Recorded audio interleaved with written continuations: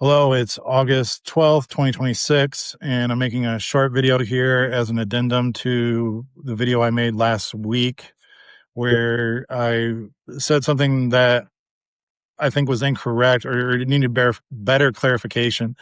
If you go to my first videos, I was really high on silver at the time. It was like $38, $39. And in January, I believe it got up to like 116, 118, somewhere around there. And of course, since then they've pushed it down, and that's not by accident. And today I think it's around 66 or something like that. But the little editing I do on these videos in the beginning screen there, I took a screenshot, and basically it says there's what that 390, we'll call it 399 to 1 means is there's 399 paper ounces of silver to every 1 ounce of real physical silver. And for gold, if I remember right, it's 149 to 1. So that's basically 399 claims on 1 ounce of real physical silver.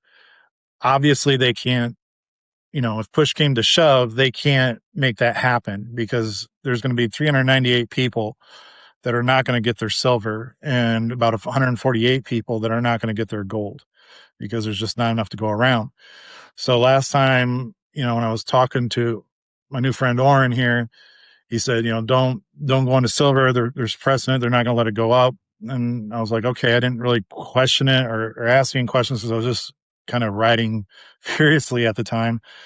And, then I started thinking about things, and I reached back out to him last Friday for some clarification on where I was going with my investments, and also the silver issue. And there's other YouTube channels that go in depth about this stuff. I am not going to, but basically the major banks have a huge short position because they've been spoofing and manipulating that market for an extremely long time.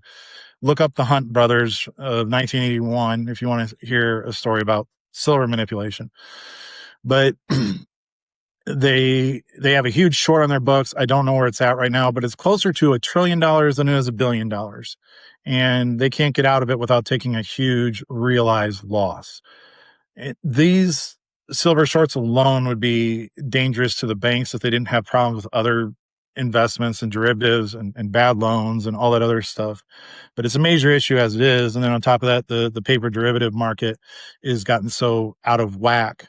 And once people start wanting to have physical instead of being paid out in cash or whatever denomination of currency they want, that's going to be a problem.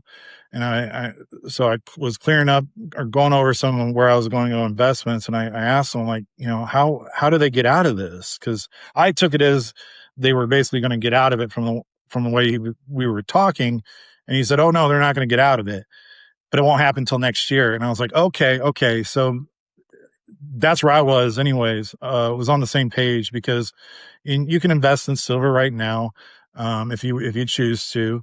You just got to hold it for a while because it is going to have its day, and those things are going to matter. But for what he was recommending right now, he was like, no, I wouldn't do it. But I think, again, it's not financial advice. I'm not a financial person. I already have a ton of silver, physical silver, but if you don't, you may think about adding some because it is all going to matter. So that's all I wanted to include today, just to clarify that, gold and silver are both, a big part of my portfolio. I'm still going to go on uranium and copper, and then probably early next year, start looking at these water tokens in depth. So that's all I had today. Hope you're all well, and you all take care.